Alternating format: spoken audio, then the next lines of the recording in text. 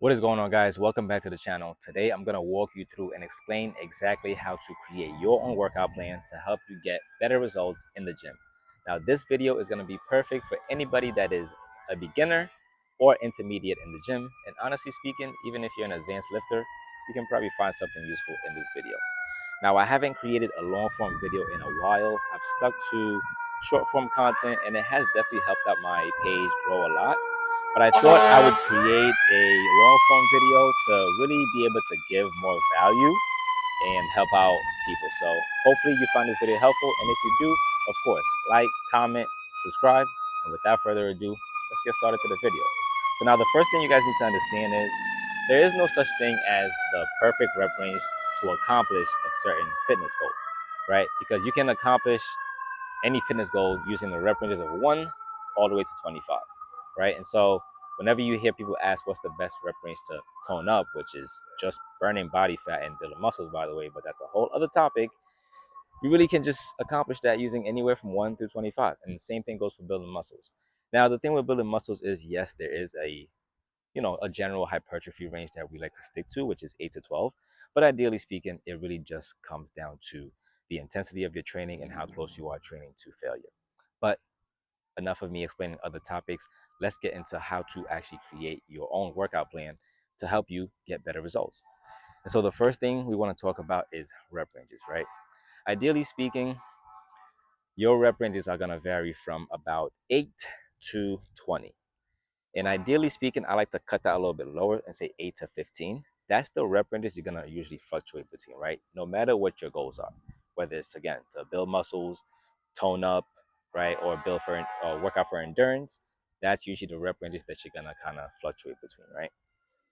And so the best general way to kind of really start your workouts is usually 4 sets of 15 reps. Especially if you're a beginner, that's kind of like the sweet spot, right?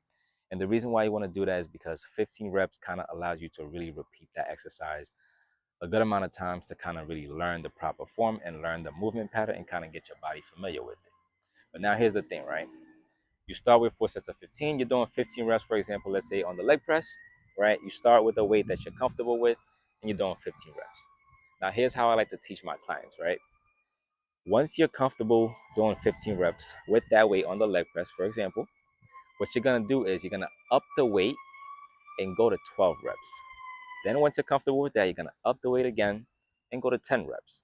Then again, once you're comfortable with that, you're gonna go up the weight and go to 8 reps.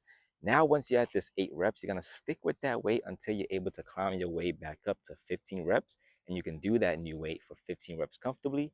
And then guess what? The cycle kind of repeats itself again, right? So you're gonna up the weight again, decrease to 12 reps, up the weight again, go to 10 reps, up the weight again, then 8 reps, and then again the cycle kind of repeats. So usually you're gonna probably be doing this on a week-to-week basis or every 2 weeks or month-to-month basis. Depends on how quick you are making progress. But ideally, that kind of takes care of the weight selection as well as rep selection. So that covers that.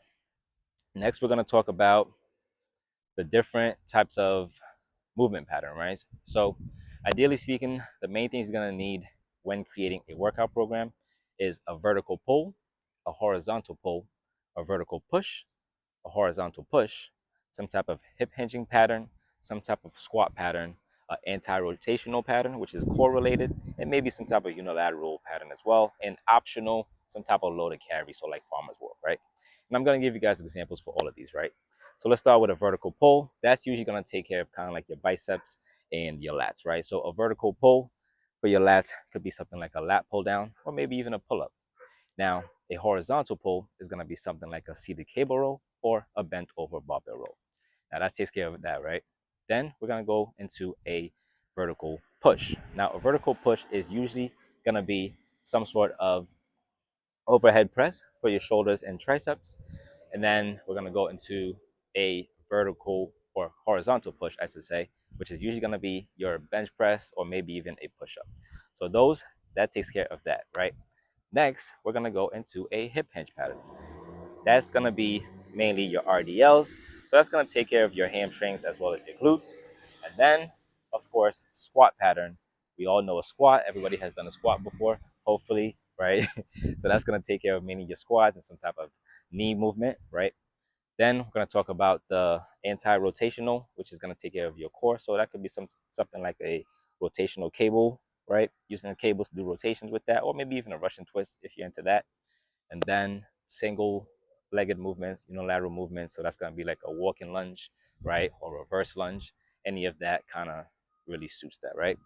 And then last but not least, a loaded carry. That's just to kind of like really balance your core out. So like I said in the beginning, a farmer's carry is perfect for that. But ideally speaking, those are the types of exercises that you're really gonna need. So one more time, it's just vertical pull, right? Horizontal pull, then vertical push, horizontal push, some type of hip hinge, some type of squat, some type of loaded carry, some type of anti-rotational movement, and as well as some type of, did I say rotational carry? Core, anti-rotational. Boom. Take care of all that. Now, I'm actually gonna make a video explaining more step by step, kind of like on a whiteboard, how to actually really pick different exercises because there's a bunch of different exercises out there, right? You can never really get bored, but the key actually is to pick the ones that you like, right, and progressively overload with them over time. And I promise you, getting results is gonna be super easy. Now, I hope you guys found this video helpful. Ideally speaking, that's the main things I wanted to cover in this video. And so I hope you found it helpful. If you did, of course, don't forget to like, comment, subscribe, and stay tuned for the next video that I have coming up, which is going to be more detailed, step-by-step, kind of like a presentation style. But again, if you guys found this video helpful, be sure to drop a like, comment, and subscribe, and I will definitely see you guys on the next one. And if you haven't followed me yet on Instagram, be sure to check me out, Earn Your Gains, and TikTok, Earn Your Gains as well. Check out the socials, and hope you guys find this video helpful. Drop a subscribe, drop a comment. See you on the next one. Peace.